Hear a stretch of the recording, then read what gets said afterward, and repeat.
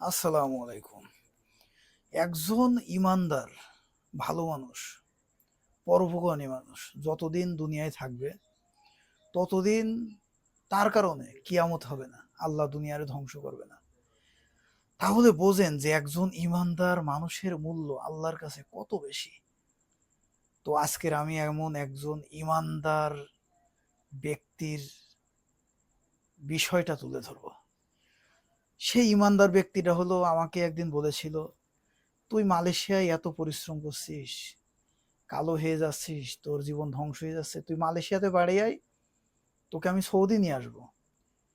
অর্থাৎ মালয়েশিয়াতে আমি যে কাজ করতেছি মোটামুটি আলহামদুলিল্লাহ, আল্লাহ যেভাবে রেখেছে ভালো আছি, সে আমার এর থেকেও বেশি হেল্প করবে, সে আমার আরো বেশি উপকার করবে। সে আমার মালয়েশিয়া থেকে নিয়ে সৌদিতে নিয়ে যাবে, আগে বাংলাদেশ যেতে হবে, তারপরে সে আমাকে সৌদি নিয়ে যাবে। তাহলে চিন্তা করেন, এরা মানুষ না, এরা ফেরেশতা। এরা এমন ইমানদার, এত বড় ফেরেশতা মানের মানুষ, এদের কারণে এ দুনিয়া টিকে আছে। কতটা পরোপকারী হলে, কতটা নিঃস্বার্থ হলে মানুষ এমন কথা বলতে পারে যে আমি তোর ভালো চাই, তুই মালয়েশিয়া থেকে চলে আয়, আমি তোকে সৌদি নিয়ে আসবো। চিন্তা করে দেখেন, এই সকল মানুষের জন্য এই পৃথিবী টিকে আছে, না হলে কিয়ামত হয়ে যেত। তো বললাম যে আরো তো মানুষ আছে যারা বিপদে আছে, তাদের তারা নিয়ে যান, আমি তো লাইনে আছি, সিরিয়ালে আছি। দেখা গেল 15-30 জন যে লোক যাদের নিয়ে গেছিল, সবগুলার ভিটে বাড়ি জমি জায়গা সব বেচা বিক্রি বন্ধক টন্ধক করে পুরো ছন্নছাড়া হয়ে গেছে তারা। তাইলে আমারও এরাম হেল্প করতে চেয়েছিল, আমারও এরাম উপকার করতে চেয়েছিল। বুঝতে পারছেন ইমানদার কি, কোন টাইপের ইমানদার? বুঝতে পারছেন?